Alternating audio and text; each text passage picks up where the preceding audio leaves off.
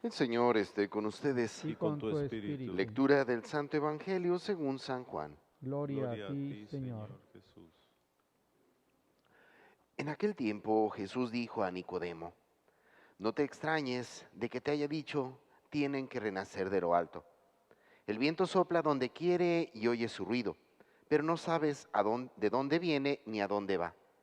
Así pasa con quien ha nacido del Espíritu. Nicodemo le preguntó entonces, ¿cómo puede ser esto? Jesús le respondió, tú eres maestro de Israel y no sabes esto.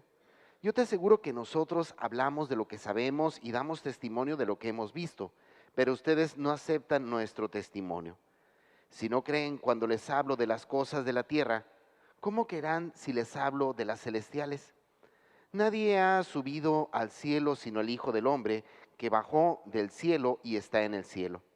Así como Moisés levantó la serpiente en el desierto, así tiene que ser levantado el Hijo del Hombre, para que todo el que crea en él tenga vida eterna.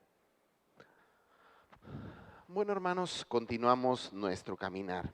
Literalmente todo este tiempo de Pascua estaremos escuchando la experiencia de los primeros cristianos. Y digo esto porque el día de hoy escuchamos uno de los rasgos o testimonios más significativos de lo que implica la verdadera vida cristiana. Y un gesto fundamental de la cristiandad, un gesto fundamental de la presencia de Cristo en nuestras vidas, pues bueno, es como lo narra el libro de los Hechos de los Apóstoles, el aprender a compartir. Y esto, hermanos, es entendible, porque si recordamos bien, cuando Cristo nos predicaba, nos hablaba, ciertamente nos decía que uno de los tesoros más valiosos de la vida es el reino de los cielos. Más aún utilizando algunas de las parábolas, Cristo mismo decía que el reino de los cielos es como aquel que encuentra un gran tesoro, ¿verdad? Y que al encontrar ese tesoro es capaz de ir y vender cuanto tiene para comprarlo, para poseerlo. Esta misma imagen la encontramos también con la perla preciosa, ¿verdad? Quien encuentra esa gran perla de gran valor es capaz de ir y vender todo cuanto tiene para poseerla. Y digo esto porque el día de hoy escuchamos un testimonio de esta realidad, de cómo los primeros cristianos eran capaces literalmente de ir y vender todas sus propiedades, todas sus pertenencias y aprenderlas a compartir con todos los cristianos. Ciertamente implica un ambiente, implica una realidad que desde nuestra propia perspectiva tenemos que reconocer que nos cuesta trabajo comprender, que nos cuesta trabajo aceptar.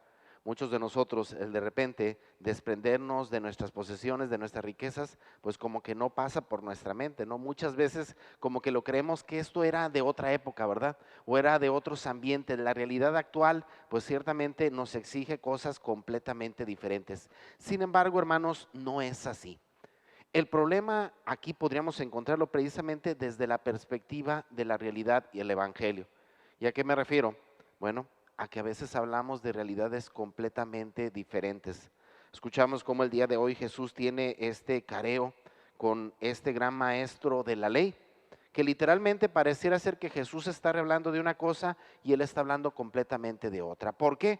Porque, insisto, su mente y su corazón no son del Espíritu, no son del otro mundo, sino que todavía están adheridos, todavía están afianzados a la realidad de la tierra. Y así nos pasa, hermanos. A veces nuestra mente, nuestro corazón está tan aferrado a los bienes materiales, a los bienes terrenales, que no somos capaces de aspirar realidades completamente diferentes. Yo en repetidas ocasiones les he insistido, no tenemos que perder de vista que nosotros como cristianos no somos ciudadanos de este mundo, somos ciudadanos del reino de los cielos. Esto implicaría entonces desde esta vida, pues poner todo nuestro empeño, nuestro esfuerzo por acumular tesoros en el reino de los cielos. Y aquí la clave fundamental, hermanos, tenemos que reconocer que es nuestra vida espiritual. Si verdaderamente nosotros llevamos un hábito de oración, de encuentro, de diálogo constante con Dios, comprenderemos o comenzaremos a comprender la realidad de este mundo de una manera diferente. Podremos incluso entender por qué los discípulos de Jesús tomaban decisiones tan radicales, porque insisto, comenzaremos a experimentar cómo nosotros en realidad no somos de este mundo, sino que somos del reino de los cielos.